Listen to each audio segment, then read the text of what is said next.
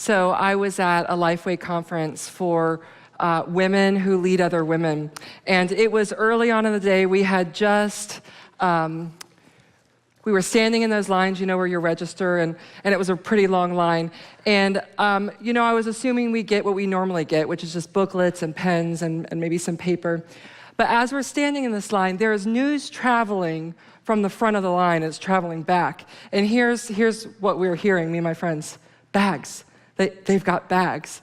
They've got bags? What? They've got bags? They've got bags. And so we didn't realize it at the time that we needed a bag so badly until we heard that bags were available. And suddenly, it became all the rage. And they were bags like this. Aren't they cute? Super cute. And so the thing about these bags, though, do you see this one? They're different. Right? So this pattern right here was different. What looked to me like on almost every bag, it seemed as though there was at least 100 different patterns. So there was a bunch of these bags floating around. And as I got up to the front of the line, this is actually the bag that I got, I became extremely helpful, really selfless as I came up to the front and the Lifeway worker was handing bags out. I began handing them out too. So it would come to me and I'd be like, I don't like that one. Here you go. And I just kept passing them back until I found the bag of my dreams, which is this. And so as I walked away, my friends were like, how in the world did you get that bag? I was like, I have no idea. I don't know. Just luck, I guess. Now, here's the thing. You would think once we received our bags, which we all toted around, that we would sort of come to grips with the lot that was apportioned to us. But I'm telling you, in every session over that 2 days, women who lead other women that should have a measure of maturity could not stop talking about bags and who got what design. Women were trading them. Women were scoping bags out. I was, and I had a good bag, but I'd sit down, Priscilla Shire's speaking, and I'm like, how'd she get that bag? Like, I wouldn't have given that one up. I like that one. And women are talking to one another about these bags. Now, here's what I believe to be true. We are by nature comparers, right? Don't we do this? We compare not only bags, but we compare husbands, right? We compare clothing. We compare our weight. We compare our accomplishments. We compare our children. We are, by human nature, people who will look at what we have and look at what other people have and do this comparison thing, right? Now, here's what I fear for us as we move into suffering, and that is this, that we start to become people who compare our suffering. And normally what it sounds like is this, well, surely in my small group, I can't even tell what my suffering has been because it's nothing like her suffering.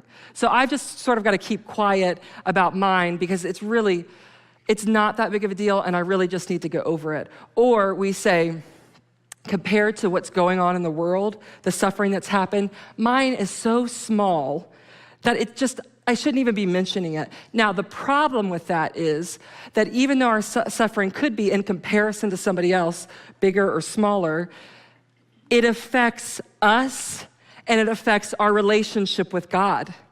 So we discredit it, but yet it sticks with us and our relationship with God.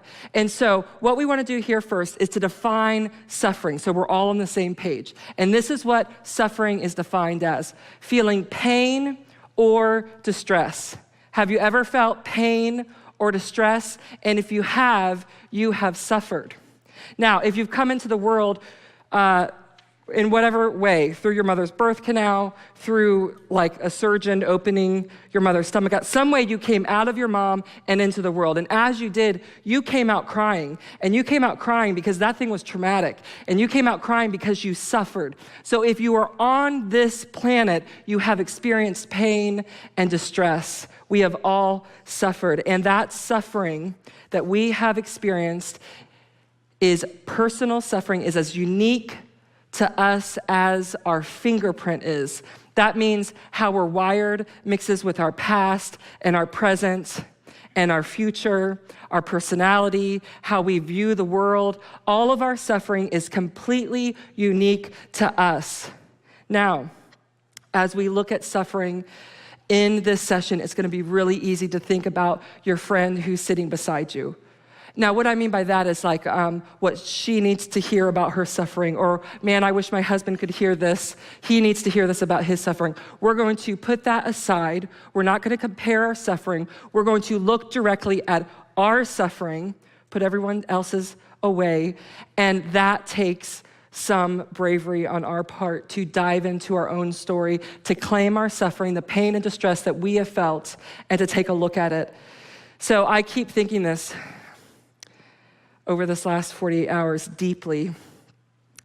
I can articulate really poorly. I can mess this up. I can say the wrong thing. I can confuse you guys. I could do a really bad job. Or I could articulate clearly and do a good job. It's not about my ability to communicate, nor is it about your ability to hear and perceive and understand. It is about God coming and speaking to us through his word. And for that to happen, I just feel such a need to ask him to help us on this particular session. So I'm going to ask for that now. So God, we need you. I need you. The women listening need you as we hear your word. We need bravery to think about our own stories, to think about the effect it's had on us. So I'm asking you, God, to give that to us in bucketfuls, like your kindness and your mercy and eyesight and ears to hear, and that we would be listeners of truth. And so, God, I'm just going to trust and believe you will do that for us. And so I pray this in the name of Jesus. Amen. So when you guys hear or see this word, drama, what do you think of? I think of girl drama immediately. And that's the first thing that comes to my mind. And is not girl drama the worst? Like, is it just not the worst? And it's awful. Now, here's what I think. Girl drama comes from women, and I think it comes from women because by nature, I think we tend to be feelers. Not all of us, not all the time, not over everything, but in general, we're feelers. And where there are big feelings and lots of emotions, there tends to be lots of drama. Now, we find Job in the middle of the book, right here in this section, through chapter 4 and chapter 31, we find lots of drama. And I believe that's because emotions were running high. So that gave fertile soil for drama to happen. And boy, did it happen. So what we're going to do is we're going to look at really quickly, we're just going to orient ourselves in the book of Job and make some progress through and meet some new friends in this session. So here we have Job. This is our friend Job. And in chapter 1 and 2, we have gone over this. So you guys know what has happened in chapter 1 and chapter 2. Job loses everything. It is loss. That's what marks chapter 1 and chapter 2. When he gets to the bottom of chapter 2, after all of his loss, so he's lost every bit of his possessions, all of his children, we get to chapter 2, he loses his health. Then at the bottom of chapter 2, we see that friends show up. And they just nail it. Like when they first get there, they see Job from a distance, and Job is in such a bad state that from a distance, the three friends tear their clothes, weep, wail, mourn, sprinkle ash on them. And that is, my friends, how you know when life is going very poorly. When your friends see you at a distance and start tearing their clothes and weeping and wailing, you know things have not gone well for you. And that is what they did for Job. And they sat with Job at the end of chapter 2 for 7 full days in silence. They just sat with him. They grieved with him. They were there with him. Like they were at such a strong start. Now, what happens at the end of chapter 2, after the silence, we move to chapter 3, where when Job opens his mouth, we see what comes out is a lament. So that means he was deeply, darkly depressed. No longer was he worshiping. Now he's saying, I regret the day I was born. Now, in his regret of the day he was born, something happens. He gets to the end of that chapter of deeply mourning his loss. We see his 3 friends, Elihu, Bildad, and Zophar. We see his 3 friends show up on the scene. And here they are. This is, Eliphaz, Bildad, and Zophar. And they show up, and they've sat with Job in silence, as they should have, for seven days. Job opens his mouth. When he opens his mouth to speak, it's not pretty, right? It's not pretty at all. And the reason I think there's such a distinction between chapter 1 and 2 of Job worshiping, and then we get to 3, like what in the world happened, we have to remember this, that probably from the last time that we heard Job correct his wife in chapter 2 and say, listen, woman, we don't talk like that in this house. When she's like, go ahead and just curse God and die. Just roll over and die, Job, because it's just all downhill from here. And he's like, woman, keep your mouth shut. We don't talk like that about God in this house. We will take the good and the bad. We'll take it both. By the time Job says those words, and by the time we hear him in chapter 3, probably, there's no guarantee, but probably weeks, if not over a month, has gone by. And that means that Job has sat with boils, with losing his children, with no money, week after week after week. And God doesn't show up. Now, we'll remember what was in Job's God box. He mostly thought God was a God of justice. So I can imagine in those early days and weeks, he's thinking, God's gonna realize he made a mistake. He's gonna realize he made a mistake, and he's gonna right this, he's gonna fix it. But by the time we get to chapter 3, all that hope is gone. And so he lets his friends hear it, he lets God hear it, and our first friend, Eliphaz, wasn't having what Job had to say. And so there begins this argument between these 3 friends and our friend Job. Now, this argument goes for 28 chapters, and a lot of it sounds the same, and here's what it is. So they step up, and the friends say, Job, just admit your sin. So the 3 friends had the same God box, very similar to Job, where justice took up most of their God box. And so because justice took up most of their God box, they're like, there's no way that you haven't done something, Job. If you would just tell, Job, just tell us. If you tell us, then God's gonna right this. All you have to do is confess and admit. And Job is over here and says, that's offensive. You guys know me. You know how I live. You've watched my life. I have not done anything. And the friends are like, well, we've heard of a guy. We're not gonna name any names, but he was a little fleshy, he had a little bit of flab on his face and a little bit of a belly. And that was because he was rich. But then this one day, this thing happened where he lost everything, including his kids. Imagine that.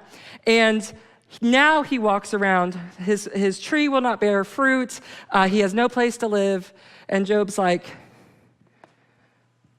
I know you're talking about me. I'm not an idiot. I'm in mourning, but I'm not an idiot. You guys are horrible comforters.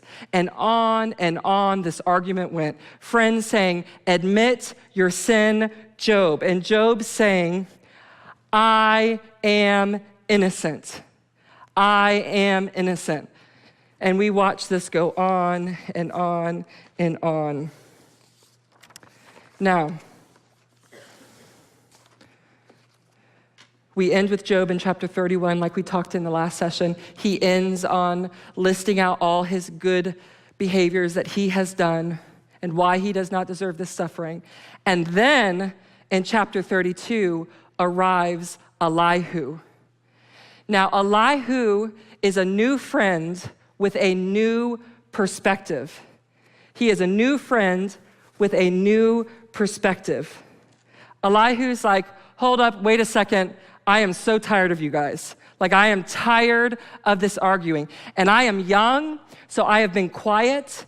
But now Job is done talking, and it looked like Job basically had won the argument. The three friends were silenced because Job's basically like, listen, you're saying I sin, but look around, just look around the world. Like, bad things happen to good people, and good things happen to bad people. Just look around. And the friends are like, okay, yeah, you sort of got a point. Like, we see where you're going. So Job had won the argument at this point, and Elihu was angry. Now, the first reason Elihu was angry was because Job justified himself rather than God. He justified himself rather than God. And the second reason Elihu was angry was because the three friends couldn't refute Job, yet they still condemned him. They still sat in judgment of him. And Elihu says, Job, stop justifying yourself. And friends, stop condemning Job when you cannot refute him.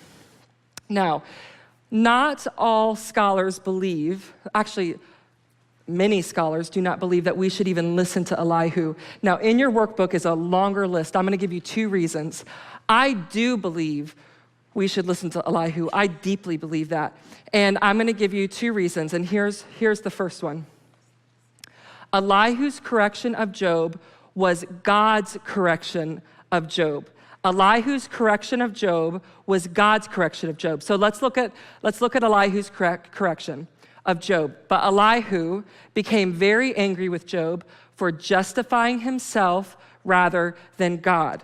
Okay, now let's look at what God's correction of Job was. This is what God had to say to Job. Would you, Job, discredit my justice?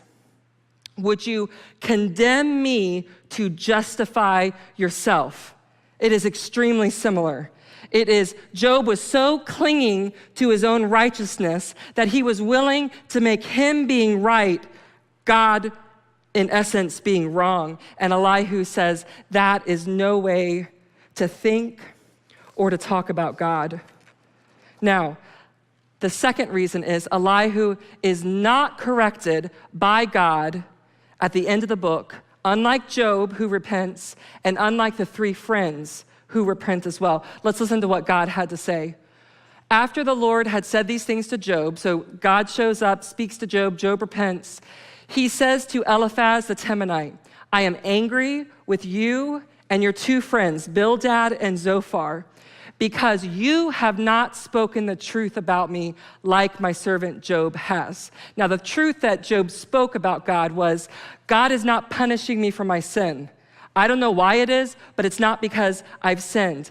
And God is saying, you can't just blame this and say, you know me and you have me in a box, 3 friends, and you know exactly why I'm doing what I'm doing. You're wrong. You did not have the right answer.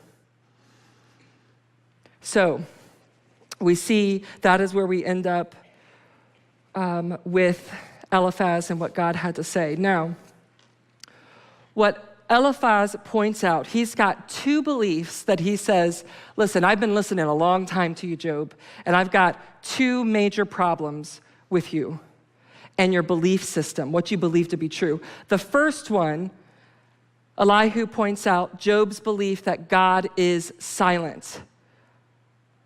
Now, this is what Eliphaz is saying to Job. Okay, Job, why do you complain to him that he, God, responds to no one's words? For God does speak, now one way, now another, though no one perceive it. Or, so he goes on to talk about God could come in dreams and visions and speak to you, or Someone may be chastened on a bed of pain. Yes, he is directly speaking about Job and Job being chastened on a bed of pain, with constant distress in their bones, so that their body finds food repulsive and their soul loathes the choicest meal. Their flesh wastes away to nothing, and their bones, once hidden, now stick out. I remember the first time reading this verse, and I didn't know what it was about this verse that just leapt off the pages. And I didn't know exactly what it was or why it was leaping off like this to me.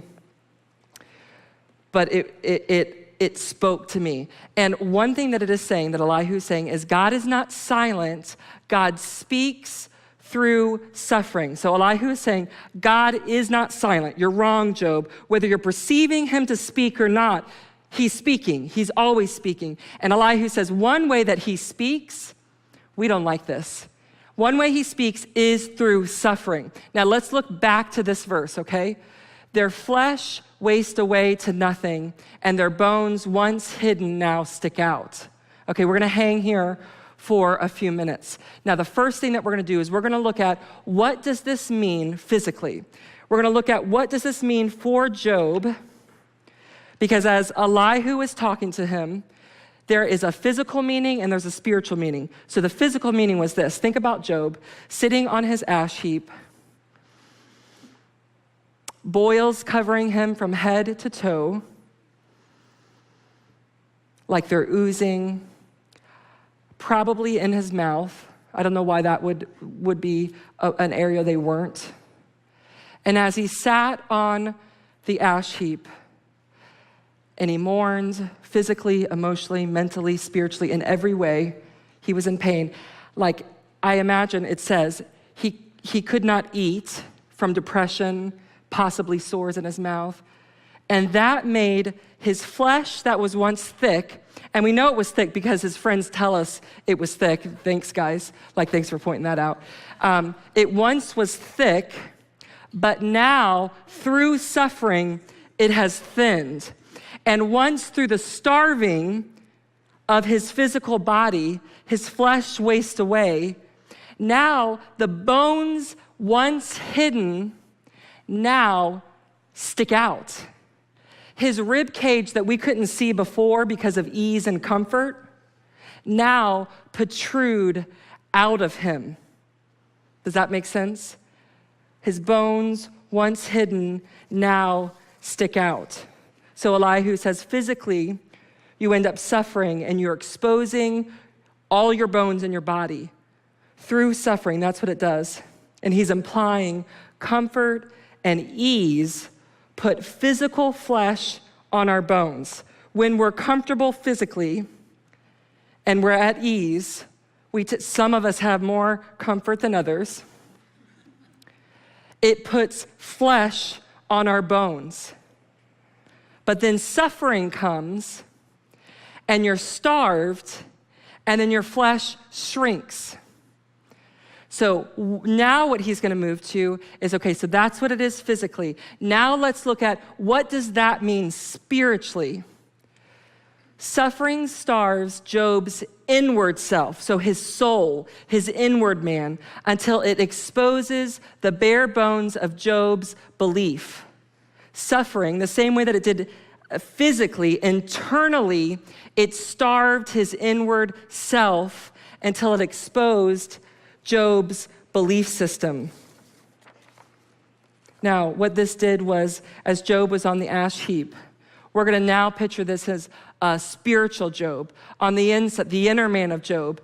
So as his ease and comfort was taken away, his inward soul starved. He did not have that comfort to lean on. And as his inward soul starved, bones start popping out. And one bone was self-righteousness popped on out. What once was hidden now sticks out. Job couldn't see that self-righteousness until suffering came and starved his flesh, but now it's protruding out of him. He finds himself righteous and more righteous than God. he also has a bone that sticks out that believes that God should answer him. There is like a rib bone of entitlement that just pops right out of him as his inner self starves. I deserve an answer from you, God. I am entitled to know why this has happened. If he had not suffered, he would not have ever known that existed. But all of Job's bones that popped out were not all ugly. He had beautiful bones that popped out of him where he fell to his face and worshiped. In the middle of the book, there would be these times that he would come, and out of nowhere, he'd be ranting about God and his friends, and he'd say something like, I know I'm gonna see God with my own eyes. I, not another. I have faith, a bone that sticks out. I have faith to believe God's gonna do something. I believe it. And that bone just jutted out of him, and it was a beautiful bone of faith and belief and who God was. Not all bones are ugly, but all suffering exposes what once was hidden. Suffering is exposing, and it does what comfort will never be able to do. In the early days of grieving our daughter's death, I remember checking off the days, like we've lived through one more day, because when you're grieving, some of you know this, you wake up in the morning and you have to wake back up into the reality. I don't know how to really explain it besides you're sleeping, and it's almost as if you forget as you sleep, and then you open your eyes, but kind of before you're really awake, you get this sense that something terrible has gone on, but you can't quite remember yet in that split first second of what it is. And in that second, when it floods back to you, it's like you relive it all over again. Every morning, waking up to that. And so I remember thinking, okay, like it's been a week. We've lived, we've made through it. Okay, it's been 2 weeks, we're still here. Okay, like maybe we can get through the next week. Like I'm counting Fridays. She passed away on a Friday. I'd always count the first of the month. She passed away on the first of the month. Let's just get to the next month. And it was on month 4 that Adeline, my 13-year-old daughter, began having really strange symptoms. And my friend, who's a nurse practitioner, had said, immediately we need to go to CVS and get a blood sugar tester. And so we did. It was late at night, and we had woke her up, tested it, and on the meter it just said H for high. And so we knew at that point it was not good news. And so we went to the ER, they tested her blood, it just said H for high. And so they took her blood, sent it to the lab, and when it came back, her blood sugar, which should have been between about 70 and 120, was 800. We knew at that second that she had type 1 diabetes, which is an autoimmune disorder. And I will never forget, it was her and I in the emergency room, late at night, probably 1 a.m. or 2 a.m., and the news coming back finally, and she looked at me and said, Mom, do I have diabetes? And I said, yes, babe, you have type 1 diabetes. And her shoulders slumped, and she was so sad. We didn't know how it was gonna affect our lives, but we knew something radical was about ready to change in our lives. And it was at that moment, sitting there in those hours, it was if God, it felt like, pulled the light and everything went dark. I had seen his light for years now. I had felt him so close. Even in the darkest hours of suffering, I felt as if I could see. But now, it felt as if everything was pitch black. And I mean, wave your hand in front of your face and you see nothing. And what started to happen in those moments is I started thinking and asking God, are you mad at me? Because every time I have to walk into my child's room while she's sleeping to check her blood sugar, type 1 diabetics can die of blood sugar drops, and so we had to check her in the middle of the night as she's getting adjusted. And I walk in there with fear poking out, disbelief and not trust in God poking out of me, and saying, okay, God, do I have to walk in and find another child, our last child, our only child, gone in her bed from sleeping? Like, are you punishing me? Have I done something as a mother that you are now punishing my child for my sins? Why are you doing this to me? And why are you doing this to my family? Months of suffering, like Job, began to expose the bare bones of my belief system, something that comfort could never do. And I saw ugly bones of doubt, of believing God's goodness, feeling as if he may be against me. And I saw some beautiful bones that I didn't know existed of faith and steadfastness, and they just sort of existed together in this ironic bone jutting out of myself.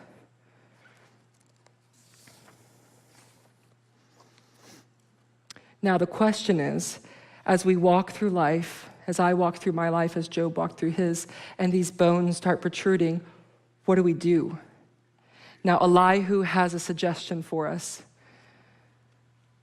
What do we do when we start seeing these bones stick out? Elihu says, an appropriate response to suffering is not, I am innocent. Instead, he urges Job to ask, teach me, Lord, what I cannot see. Teach me what I cannot see. As the hours and days and weeks of suffering will starve your inward soul until there's just bones popping out. Maybe you've experienced this. Maybe you know exactly what I'm talking about, where something has happened. It doesn't have to be the loss of a child. It doesn't have to be what Job experienced, but it's been a betrayal by a friend or a husband. It's been a loss of a job. It's been no child, and you long for a child, like to the depth of your soul, and month after month after month, there's nothing but emptiness, and it grieves you. And as those months go on, there's a starving that happens of the inward soul. And as the inward soul starves, bones start sticking out, some pretty and some ugly. And as they do that, here's what we want to do. This is what we want to do. As we see them, we don't want to think they're true. We want to think they're false. And here's what we do. Suffering doesn't create true or false beliefs about God. Suffering uncovers them. Suffering, the starving of the inward man, does not create true or false beliefs about God. Suffering uncovers them.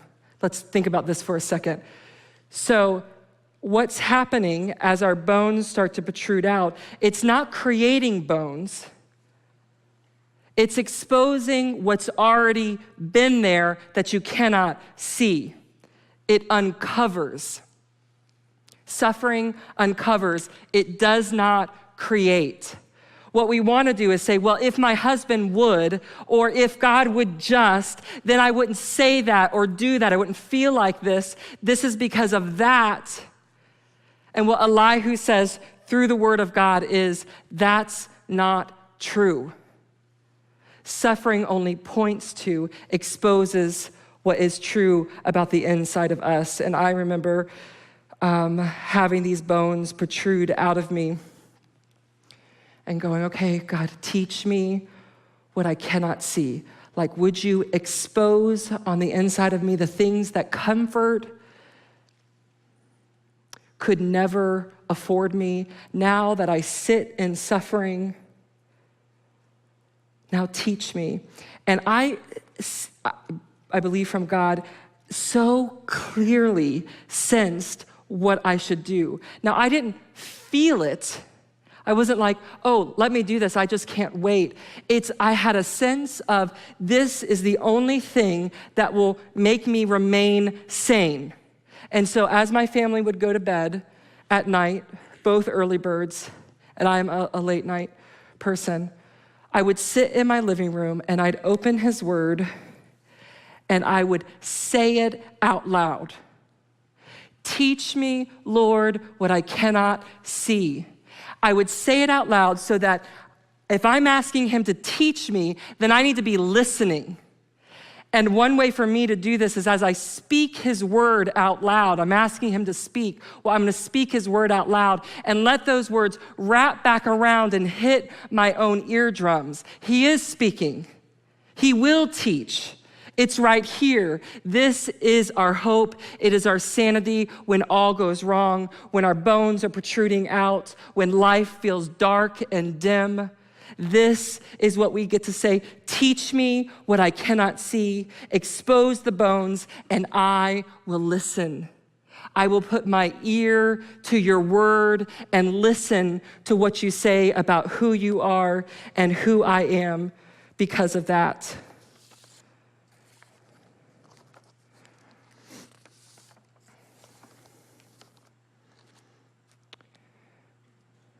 We want to be women who are brave enough, and it does take bravery, to look down and to see these bones that jut out of us. To say, okay, God, I don't understand why this is happening. I don't understand why you're letting my inward woman be starved so much that my bones are jutting out. But now that I find myself here with ribs and collarbones and hip bones jutting out, now that I find myself here, I'm gonna ask you, teach me what I cannot see. And then, Lord, I will listen. Through your word, I will listen to what you have to say. We want to be that type of woman. And so, God, for that to happen, you've got to make us brave. Who wants to see these ugly things sticking out of us? I only want to look at the pretty. That's all I want to see. But God, as you allow comfort to be stripped from us, ease and luxury to be stripped, and as we starve on the inside through all kinds of troubles, would you be kind and gracious enough to expose what already exists on the inside of us? And then would you make us women who are brave enough to look down and examine it as you teach us what's there? And then would you speak through your word? Would you speak through the community that's around us? Would there be hope and encouragement and life? Would we see what's coming in the days to come ahead with you forever as we go through this light and momentary trouble as it exposes and does what you have purposed it to do in us? And so, God, these are the things I ask for us, and I believe you will answer. So give us eyes to see and ears to hear you. We love you, and I pray this in Christ. Amen.